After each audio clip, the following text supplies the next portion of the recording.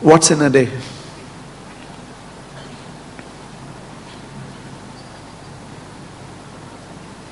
The potential to make a new beginning. The potential to make a new start. The potential to tell yourself, all my yesterdays are over yesterday. To draw a line to the past. And to tell yourself, my entire future begins today. It's not about what I have been. It's not about what I was. It's not about how my past has been. It's not about how I have lived every year of my life to this date. Yesterday was over yesterday. A time comes in the life of every caterpillar when it decides that it will not be a caterpillar anymore, and that's when it becomes a butterfly.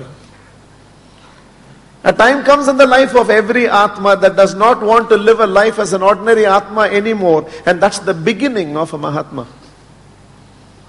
A time comes in the life of everybody where she realizes she can be much, much more than just a mere school teacher, and that's the beginning of a social revolution. A time comes in the life of every human being to be awakened.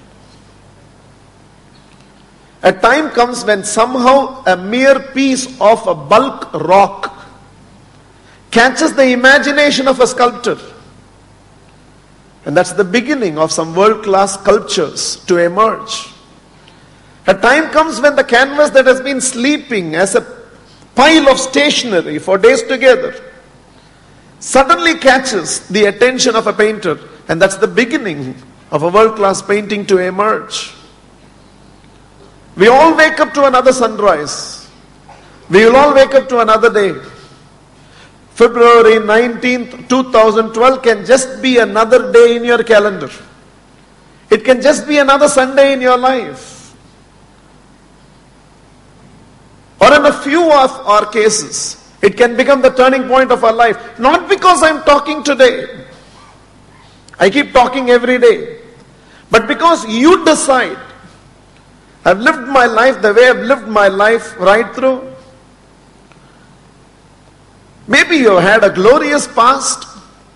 Maybe you've been a happy person. Maybe you've been doing justice to your potential. But in the heart of every heart, every individual knows, if you're honest with yourself, that we have not done justice to our own potential. We may be a success in the eyes of the world. We may be a success compared to our peer group. We may be a success compared to a lot of other people who began the journey along with us. And maybe you are already a role model, a mentor, a coach, an inspiration, a beacon, a godfather, a living role model to a lot of other people.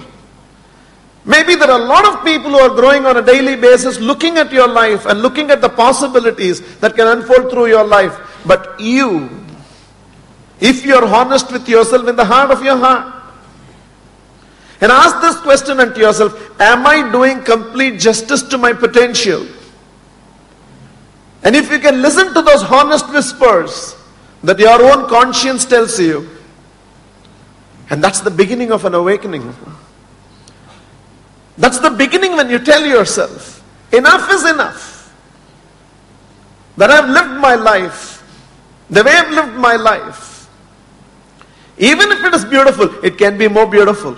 Even if it has been happy, it can be much more happier.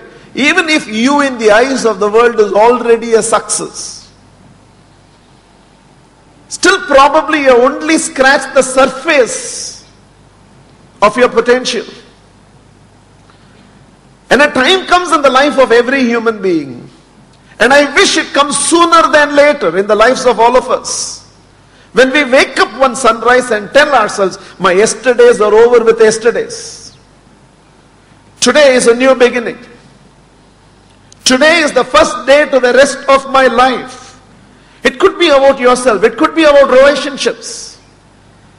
And make this decision to make a new start to a phenomenal future that can be built from here onwards.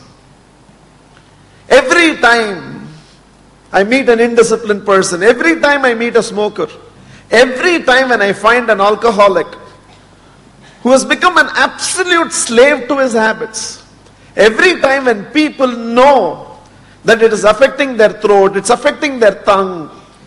And they see people die of throat cancer around because of their chewing habits. I'm not here necessarily to reform every individual, but I do appeal to each one of them and ask them this question.